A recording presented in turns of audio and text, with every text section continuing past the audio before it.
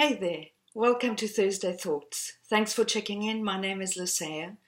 Over the summer, I've been doing a series called Life Letters, looking at the letters written to the 7 early churches in the New Testament. These letters came about from a vision that John the Apostle had, a vision of God. And as I've been looking at this study over the past weeks, there's a recurring phrase that comes: let him who has ears to hear what the Spirit is saying. And as I fed on this, I come back over and over again to this reality. Every single one of us need a connection with the divine.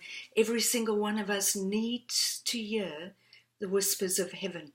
Whether you're on a high in life or at a low point, the whispers of heaven feed the very core of your life. And as we tap into that, the whisper of heaven, it overflows into feeding into a faithful community. What I mean by that is we're not designed to live a faithful life in isolation.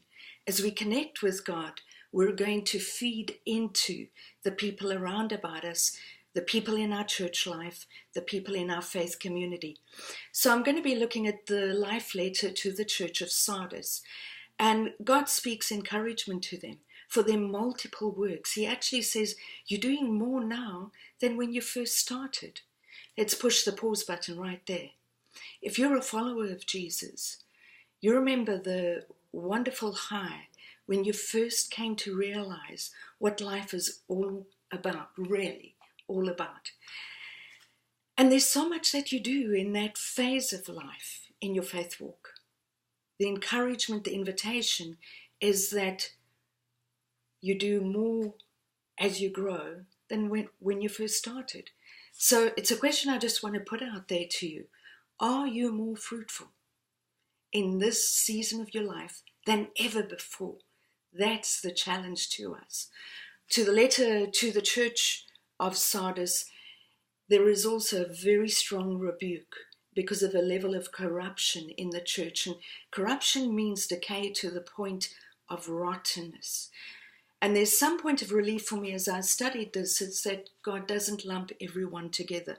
He actually points out it's not all of you, but there's a great degree of corruption fed mainly by a woman called Jezebel, who was teaching these believers that they could mingle their old way of life and give lip service to being followers of Jesus. Jezebel has become synonymous through the ages of church history with this reality. False teaching and sowing division or bringing division through gossip, through factions where people are encouraged to side with someone who's taken offense. And it's known to break up churches and really give church life, faith community a bad rep. The response of mature believers is to stand firm, to stand for what God calls us to stand for health and growth no matter what. The response for all of us is bound up in this question: are you going to sow to the flesh or are you going to sow to the Spirit? Sowing to the flesh is, I do what I want to do. I do what feels right in the moment, regardless of the consequences for the life of God in the church. Sowing to the Spirit is calling us to make a seismic shift. I will do what pleases my Father. I will do what glorifies my Father. And get this, there's a timeless principle: what you sow, you will reap. God will not be mocked. If you keep sowing to the Spirit, eventually you're going to reap a harvest of a completely different yield.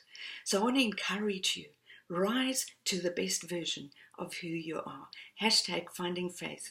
Join us at crossoverchristianchurch.com, sermon.net/crossover Christian Church, or at the Heritage Center. I look forward to joining my church family this Sunday at 9:30.